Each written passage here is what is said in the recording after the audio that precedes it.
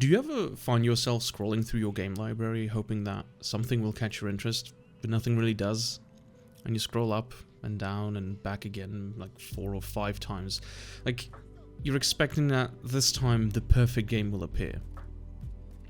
And then, there it is. The all-reliable, the one game that no matter what, you can just boot up and have a good time with. And I'm not just talking about nostalgia here. That's not this video. It's more than that. It's the feel of the game. It's the way the gameplay flows, the soundtrack, the way that everything just kind of blends together just right. It's that moment that when you're playing and you think to yourself, yes, this is the game. This is the game of all time. For me, that game is Payday 2. And if you've never heard of it, it's, in a nutshell, a cooperative heist game that came out back in 2013. Over a decade ago, yeah. It came looking like it had already been out for a few years. Like, at the time, this was nothing, groundbreaking, but somehow it just clicked. And I've been coming back to this game on and off ever since its release and its bumpy history.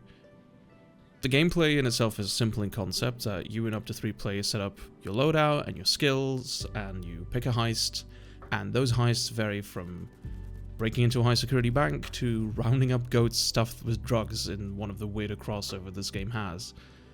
And it's ridiculous at times, but that is part of the charm. But why am I drawn to it? Well, I think there's plenty of theories and scientific papers out there that go into this kind of topic on a much deeper level. Interesting stuff, genuinely, but I like to keep things a little bit more digestible. For me, I would say it's a perfect blend that provides just the right balance of familiarity and engagement to keep me coming back. Like, it's familiar enough to be effortless, but still engaging enough to never really feel stale. It just scratches that itch, There's also the bonus of not having to invest much mental energy into it.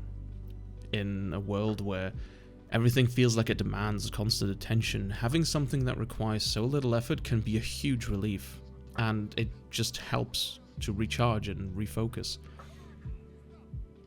And there's another element to it too, identity. Now, this might sound a bit cheesy, but we don't just play games, right? Like, we talk about it with friends in real life or on social media. We consume content on Twitch or on YouTube, and we as humans, we tend to look for validation and labels that we can, identify ourselves with, and others too.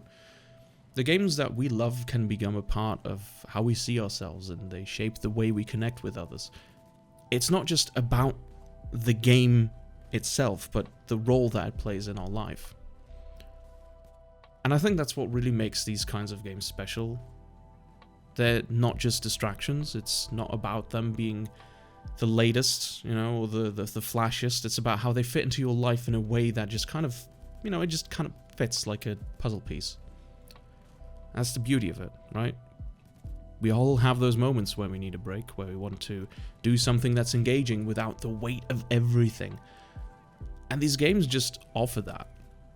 They might have aged poorly or might not have been that successful initially, but whatever the reason, right? Whatever, really, they don't need to be anything more to you than what they are. Comforting, reliable, satisfying. It's what works for you in that moment. And I feel like that's what makes it stick for me.